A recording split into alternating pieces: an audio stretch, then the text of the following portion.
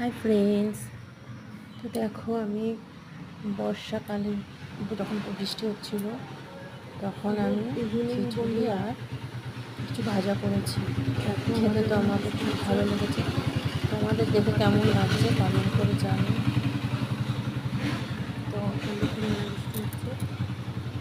বৃষ্টির দিনে বাইরে গুঁড়ি গুঁড়ি বৃষ্টি হচ্ছিল আর আমি বিকালের স্ন্যাক্স নিয়ে বসেছি, শুধু চাটাই নেই। বিকালের দিকে খাওয়া দাওয়া করছিলাম আর রাত্রে খিচুড়িটা করেছিলাম।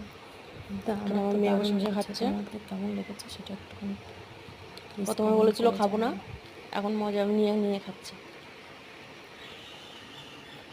বৃষ্টির দিনে ভাজা পোড়া খাওয়ার মজাই আলাদা। আর এই যে আমি নিয়েছি ফিশ ফিঙ্গার হয়, আমি ফিশ ফিঙ্গার বানাইনি, আলু কলার ফিঙ্গার বানাইছি।